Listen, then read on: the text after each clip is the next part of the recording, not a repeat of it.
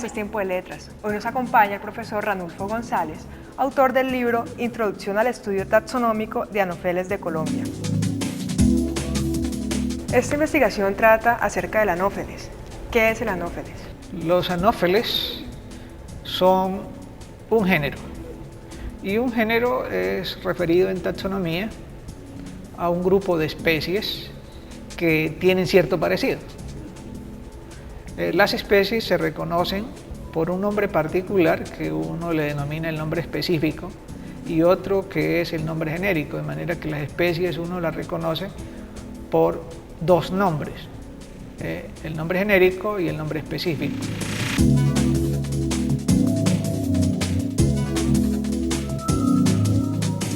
Los mosquitos tienen en un género agrupadas muchas especies en algunos casos. Y anófeles en el mundo agrupa a cerca de unas 500 especies aproximadamente. Todas las especies que están en el mundo no están ampliamente distribuidas, sino que algunas son de importancia muy regional, algunas son exclusivamente de distribución en las Américas, incluso dentro de las Américas algunos son de distribución netamente neotropical, y ese grupo de especies entonces ya se reduce. En el caso de Colombia estamos hablando recientemente por análisis molecular de cerca de 50 especies, todas ellas entonces dentro del género Anopheles.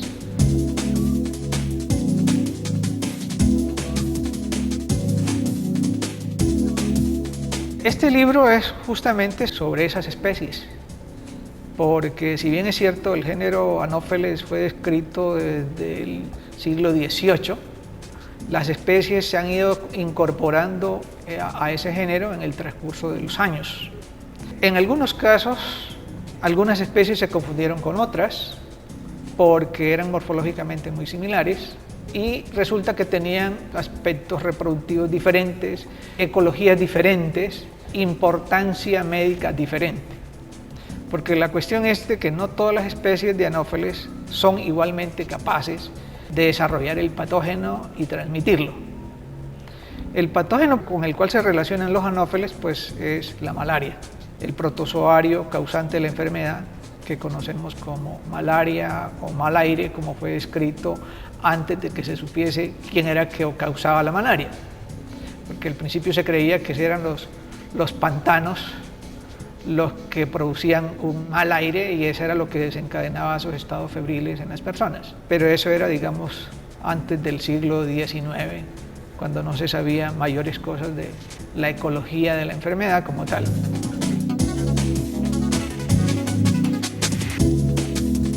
Poco a poco se fue documentando la cuestión y se ha ido descubriendo de que no todas las especies de anófeles son capaces de transmitir la malaria, solamente son algunas especies.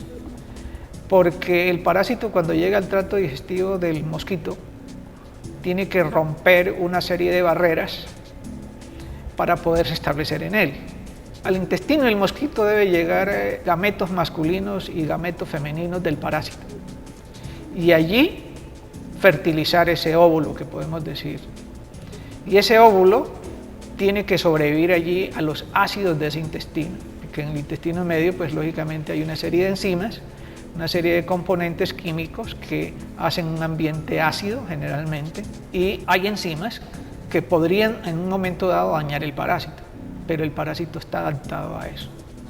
Y luego ese parásito tiene que romper las paredes del intestino y migrar a otra parte de ese intestino y allí desarrollar durante 15 días.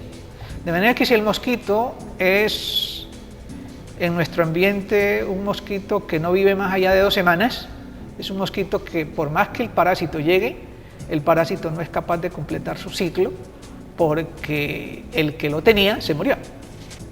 De manera que esa es una de las condiciones para que el zancudo sea vector de malaria.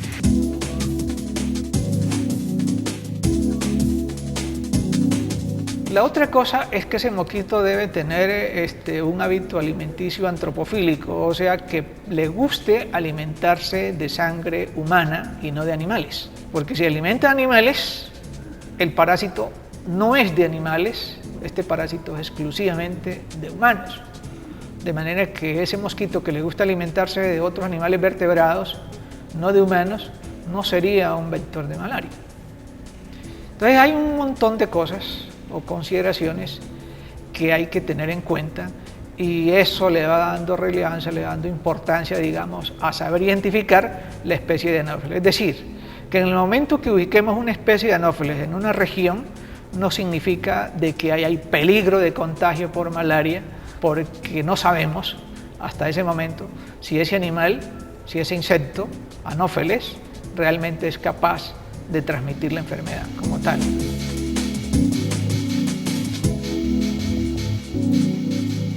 ¿Cómo surgió y se desarrolló esta investigación?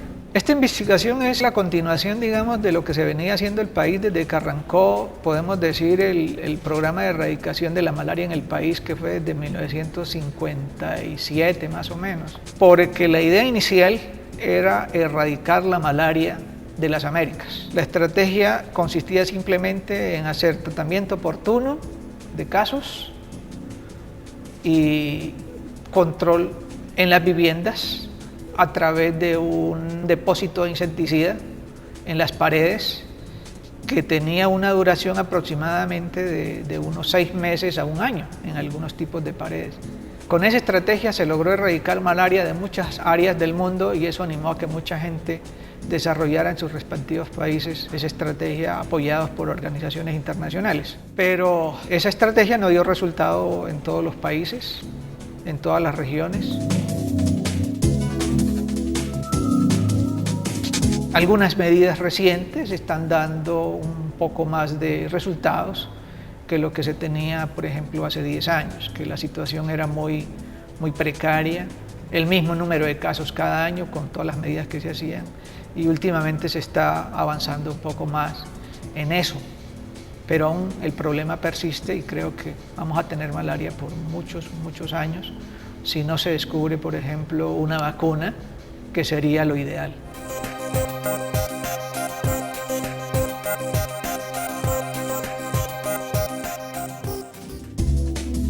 Aprendizaje estratégico, un camino al aprendizaje autorregulado.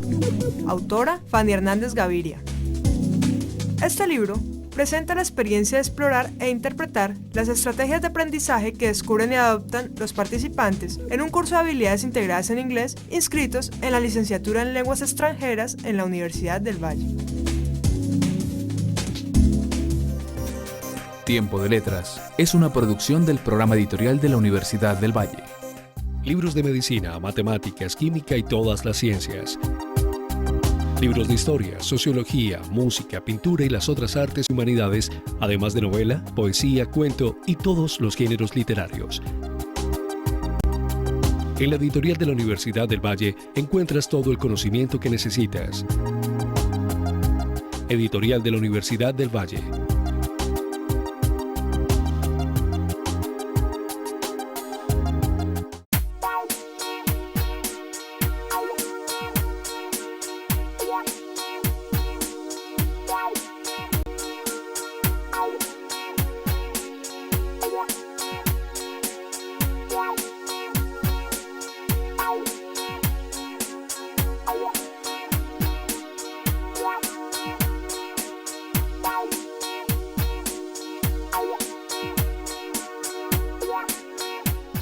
Libros de medicina, matemáticas, química y todas las ciencias. Libros de historia, sociología, música, pintura y las otras artes y humanidades, además de novela, poesía, cuento y todos los géneros literarios. En la editorial de la Universidad del Valle encuentras todo el conocimiento que necesitas. Editorial de la Universidad del Valle.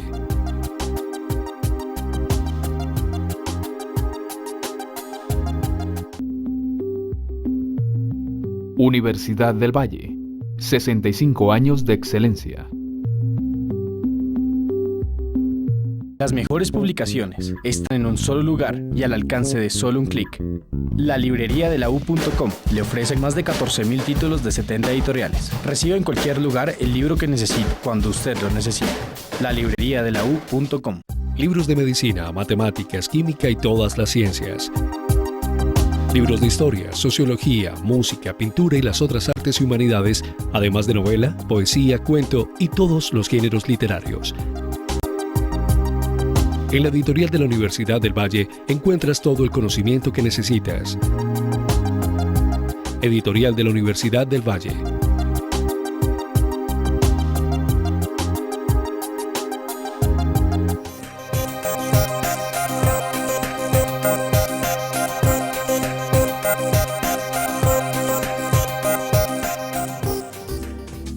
Árboles de la Universidad del Valle, especialización en paisajismo. Autora, Estela Herrera Hurtado. Por su flora, el paisaje de la Universidad del Valle es considerado como un lugar de gran valor ecológico en la región y único en la ciudad de Santiago de Cali.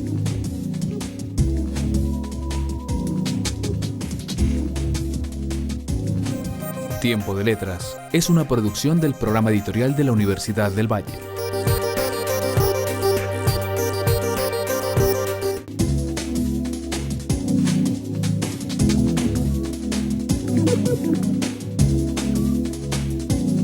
Profesor, ¿qué son vectores de patógenos? Son organismos que tienen la capacidad biológica, generalmente, de desarrollar, porque ha coevolucionado durante miles de años con un parásito, que puede ser un virus, que puede ser un protozoario, que puede ser una bacteria.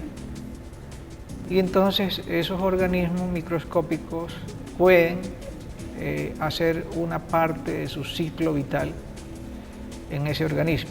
Y ese organismo, por sus hábitos alimenticios, generalmente está relacionado con otros animales o con humanos, en nuestro caso, para que en ellos se cumpla otra parte del ciclo vital de esos parásitos, de esos organismos que les denominamos patógenos, porque normalmente en esos organismos vertebrados, los animales o los humanos son capaces de desencadenar un problema fisiológico, el cual le denominamos enfermedad. Entonces, son patógenos relacionados o son patógenos causantes de enfermedades. Enfermedades que a veces son suaves o enfermedades que a veces son muy fuertes y que pueden llevar a la postración o a la muerte. ¿Cómo se pueden diferenciar esas especies transmisoras de enfermedades? Generalmente son organismos invertebrados, artrópodos, que generalmente tienen hábito alimenticio sanguíneo, o sea que para poder desarrollarse ellos o para poder reproducirse se alimentan de sangre. Como se alimentan de sangre de vertebrados, de humanos o de animales, es una cuestión ya natural que busquen dónde realizarlo. Y la cuestión es que hay algunas especies que se han adaptado a alimentarse de sangre de humanos. Esas especies son generalmente insectos y esos insectos son exclusivos de algunos grupos en particular.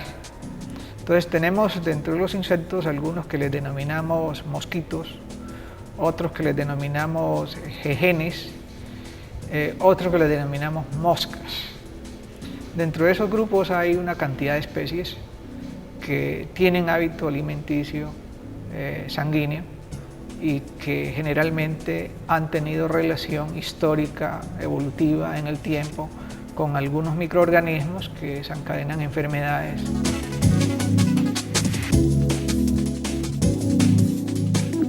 Por ejemplo, está un virus que mata caballos, que le llaman la peste loca, porque afecta notablemente el sistema nervioso central y finalmente el caballo termina muerto. Son cosas que se parecen aquí en el Valle del Cauca cada cierto número de años, pero que aparecen de vez en cuando.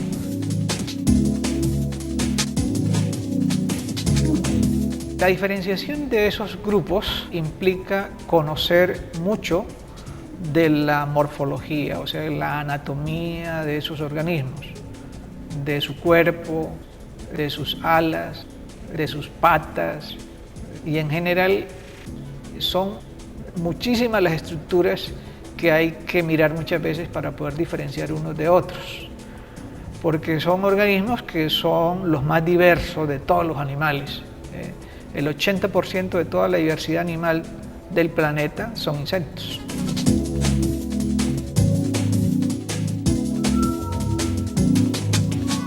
Y son organismos que han evolucionado a lo largo de más o menos unos 350 millones de años, de manera que la diversificación, las variaciones que se presentan en ellos son muy grandes.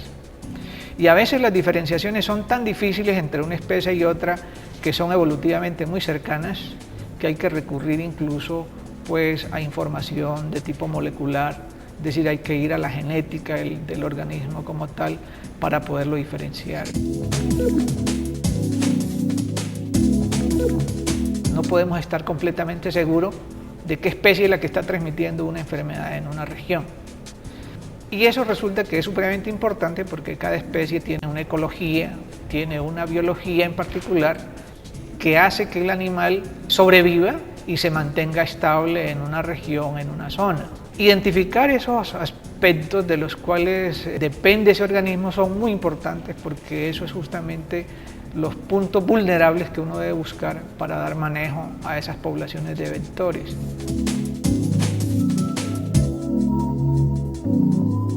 Las especies que transmiten las principales enfermedades están relacionadas, por ejemplo, con la malaria, están relacionadas con el dengue, están relacionadas con la fiebre amarilla, están relacionadas con el Chagas y están relacionadas pues con otras enfermedades que consideramos menores, pero que no son menos importantes, sino que la magnitud de las otras enfermedades es tan grande que las otras quedan pues relegadas a un segundo plano, pero no significa que no sean importantes. Si nosotros estamos ubicados en la costa pacífica colombiana, nosotros tenemos que decir que las especies que están allí más importantes son los que transmiten la malaria, porque en la costa pacífica el principal problema es malaria. Si estuviéramos ubicados en la ciudad de Cali, diríamos que la principal especie problema aquí sería el Aedes aegypti, porque es el que transmite dengue y es una enfermedad muy urbana que está en casi todas las ciudades por debajo de los 1.200 metros de altura sobre el nivel del mar.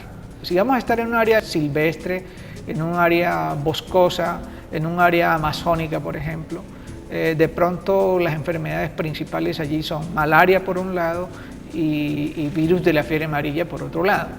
Entonces ahí las especies que son más importantes como vectores serían las especies que en esa área transmiten malaria o que están transmitiendo la fiebre amarilla, que son especies de mosquitos muy distintos.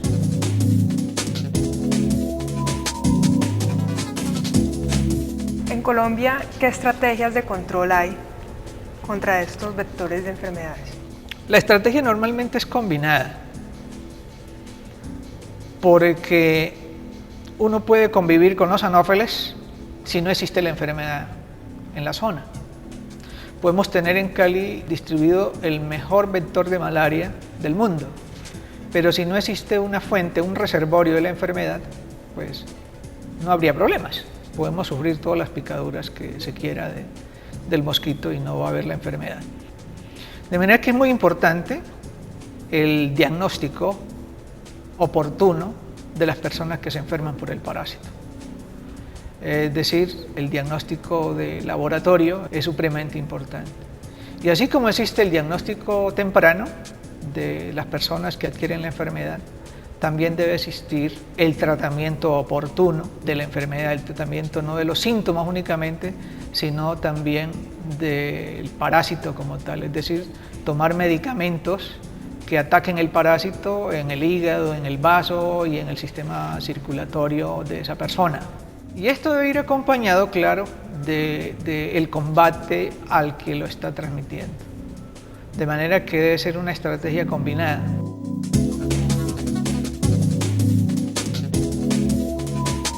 Hay muchas especies que tienen lugares muy exclusivos donde se reproducen, por ejemplo, las bromelias en los manglares. En las costas pacíficas son importantísimas también. Si la gente descubre dónde se está reproduciendo el mosquito, puede controlarlo. porque muchas veces es manejable ese tipo de cosas.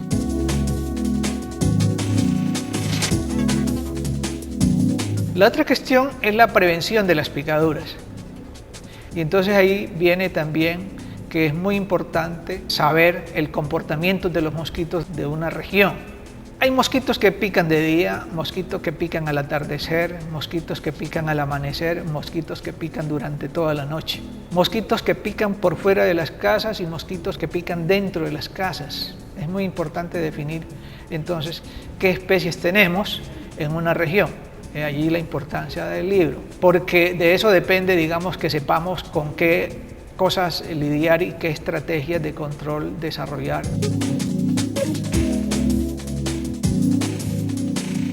¿Qué tan fácil es hacer la diferenciación taxonómica del Anopheles?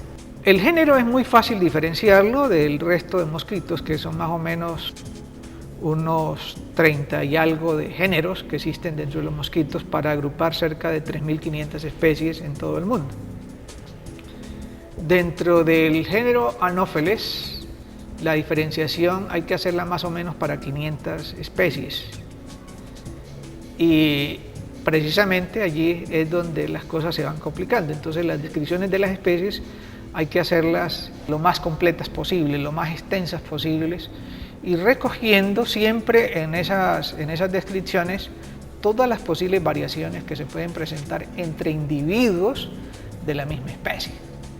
De manera que se vuelve un poco complejo. Lo que uno trata con estas descripciones presentadas en forma de claves es facilitar la llegada de la persona que no conoce la especie a diferenciarla. De manera que entre más ilustrativas sean las claves de identificación y sean lo más didácticas posibles, ese trabajo se va a facilitar.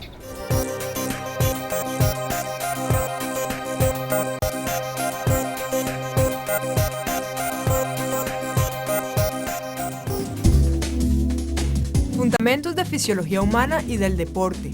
Autor, Jaime Cruz Cerón. Este libro se distingue por ser un trabajo científico profundo, multifacético y bien argumentado, que trata sobre los problemas generales y específicos relacionados con la fisiología humana y su aplicación en la actividad deportiva.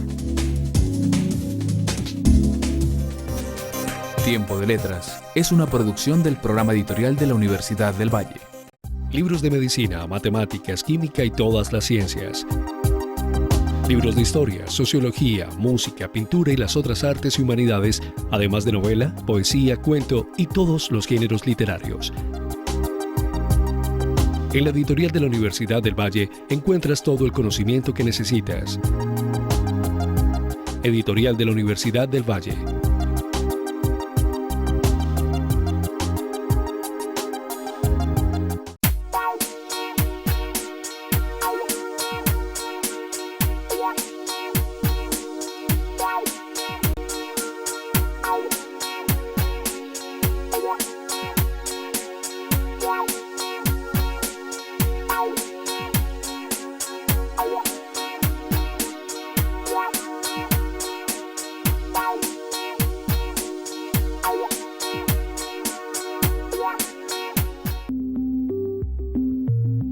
Universidad del Valle, 65 años de excelencia. Libros de medicina, matemáticas, química y todas las ciencias. Libros de historia, sociología, música, pintura y las otras artes y humanidades, además de novela, poesía, cuento y todos los géneros literarios. En la editorial de la Universidad del Valle encuentras todo el conocimiento que necesitas. Editorial de la Universidad del Valle.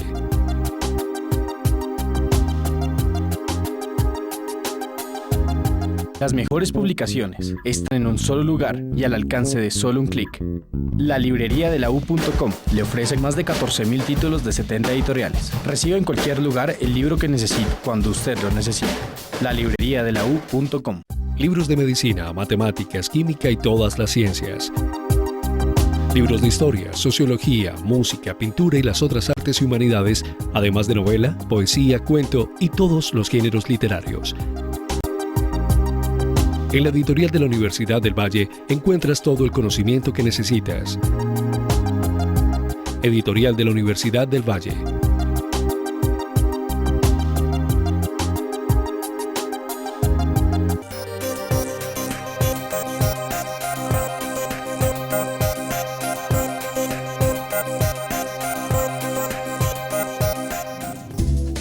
El compromiso social de la investigación en la Facultad de Salud de la Universidad del Valle. Autores: Marta Lucía Vázquez Truisi, Adolfo Contreras Rengifo.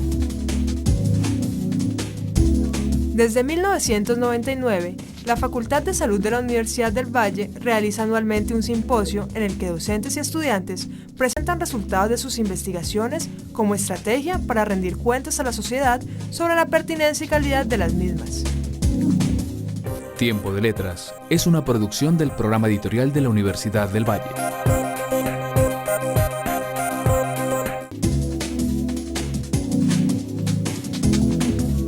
Ranulfo es un biólogo egresado de aquí de la Universidad del Valle hace más o menos 33 años, que ha incursionado en el campo de la entomología durante más o menos unos 35 años.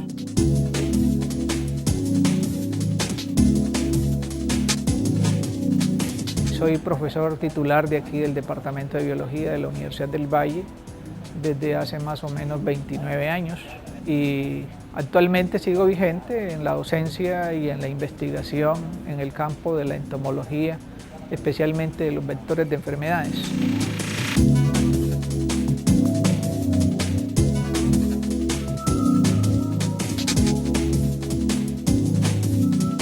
Soy bachelor en Ciencias, egresado en 1977 en Biología.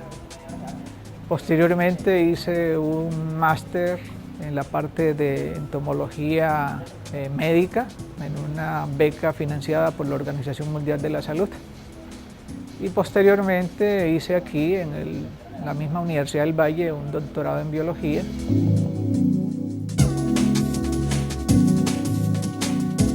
Trabajo, como les decía, en la parte de investigación básica, pero también en la parte aplicada y combinado con aspectos de docencia en diferentes cursos del programa de biología.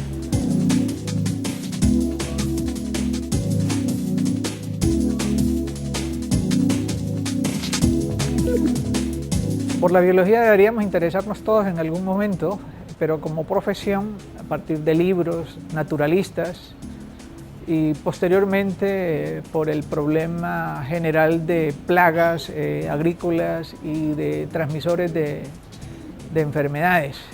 De manera que esa fue mi motivación para desempeñarme en este campo, estudiar, formarme y todavía me sigo formando.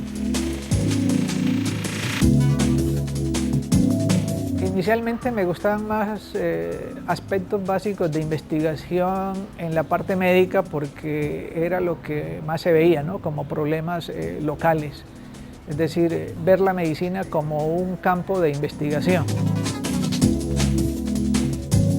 Y posteriormente ver que las cosas que uno quiere están más por el lado de la biología que por el lado de la medicina como tal, de manera que eso generó un cambio de idea que finalmente me llevó pues a trabajar solamente en la parte de insectos especialmente.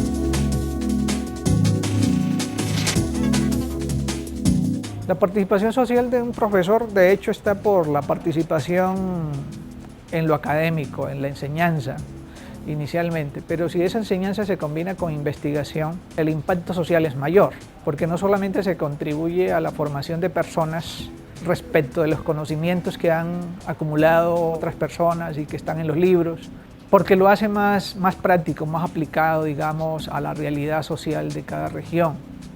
Los problemas que se tienen en el campo agrícola, con las plagas de los cultivos, y los problemas que se tienen en la parte, digamos, de las poblaciones, sobre todo en el trópico, con enfermedades tan importantes como lo es la malaria, el dengue, la fiebre amarilla, el Chagas y muchas otras enfermedades que son de un impacto social tremendo.